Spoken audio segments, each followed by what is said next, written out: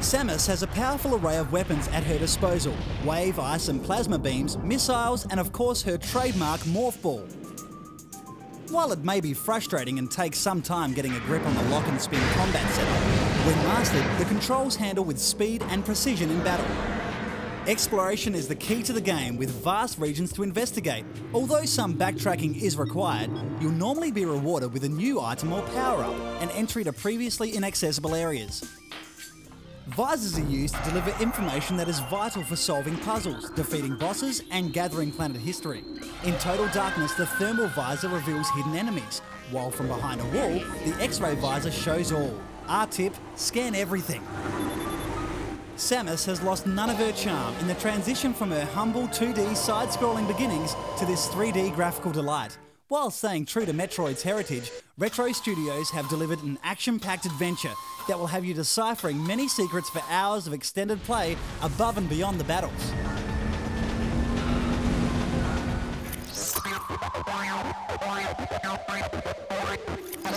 Wipeout, with its incredible futuristic graphics and music by well-known ambient music acts, was quickly identified as the best game on the PS1. And it was reported that shortly after its launch, a copy of the game was being bought with every new PlayStation. The game set new standards for graphics, design and sound, enlisting the artistic talents of the Designer Republic and music from the Chemical Brothers and Left Field. This was the first time that game developers looked outside their own offices for greater creative input. Psygnosis changed the way games are made, and their legacy still lives on.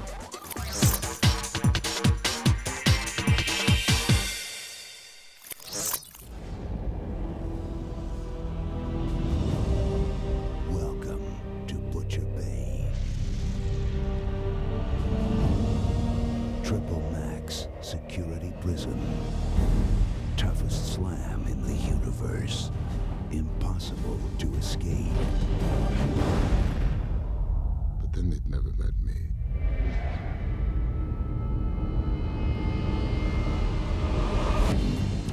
Inside the walls is chaos, madness, death.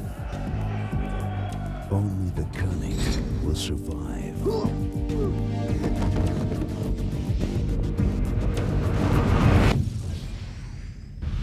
Only the power to see through darkness can save you. Only the one who can take out an army can break out of hell. What's hell without a little fire? The dark can protect you.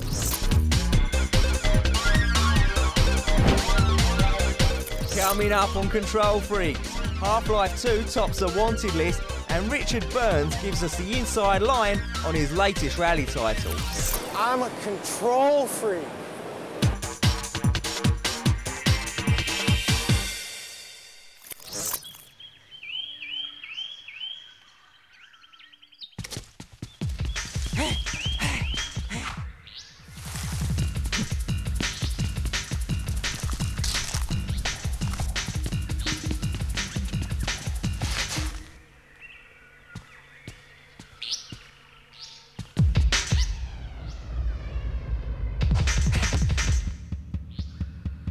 With more colloquial cliches than an outback pub, Ty the Tasmanian Tiger brings a big dose of ochre Aussie culture to the gaming world, and it's just bonza. The feisty Ty jumps, runs, bites and rangs his way through portals full of magical levels. He must track down rare thunder eggs needed to obtain the 5 talismans required to free his family. Every level has 8 goals to complete, although 4 of these objectives are always the same. Collect 300 opals, rescue 5 bilbies, complete a timed race and beat the boss. Soon unimaginable power will be mine. Mine. Ty has 12 different boomerangs to be earned and mastered, each with their own special purpose. Luckily, controlling Ty is simple, with new moves easy to learn, keeping the game flowing at a steady pace. Whilst providing a cleverly presented twist on a very familiar style of 3D platform game, Ty the Tasmanian Tiger is not particularly challenging, with enemies easily targeted and defeated, even when on the run. With a great script and storyline, the voices are definitely a highlight, as Ty comes across a cast of quirky Australian characters who will have you laughing with their cheeky antics and colourful conversation. Sounds like you've got a fair dinkum adventure ahead of you, mate. The background scenery is a showcase of Australian landscapes, rich in colour and with detail that may not be noticed at first glance. No Aussie icon has been forgotten, right down to the outdoor dunny, which serves as a continue point should Ty bite the proverbial dust. Comical cutscenes merge seamlessly into the flow of the game. Best of all, you can fast forward through them if you want to get straight back into the action. No! A fair dinkum Aussie extravaganza, definitely worth playing.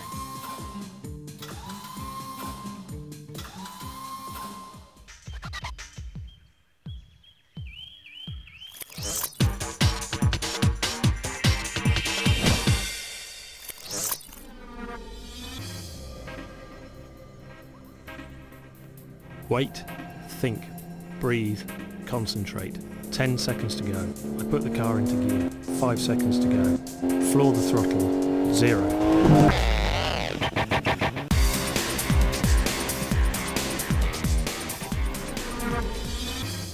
It's always a challenge to create a game that sets out to be the most realistic of its kind.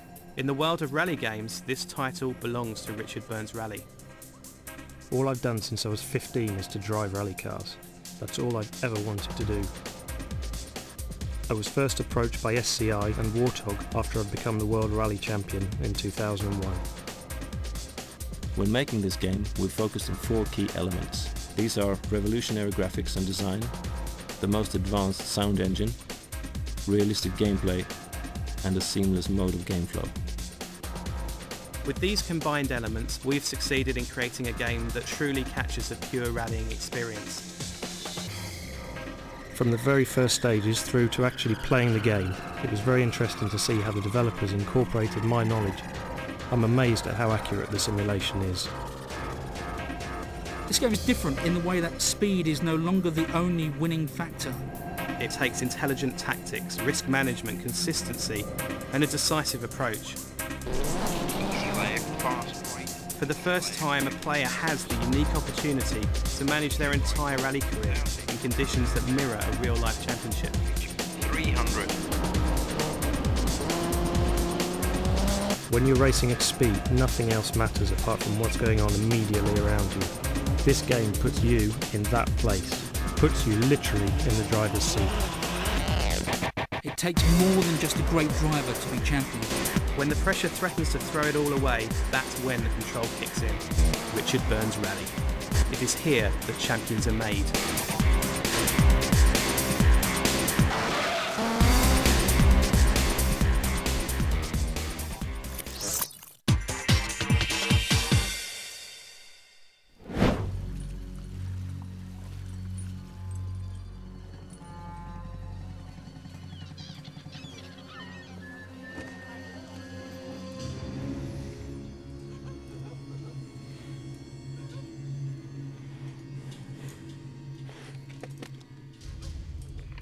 Tomorrow.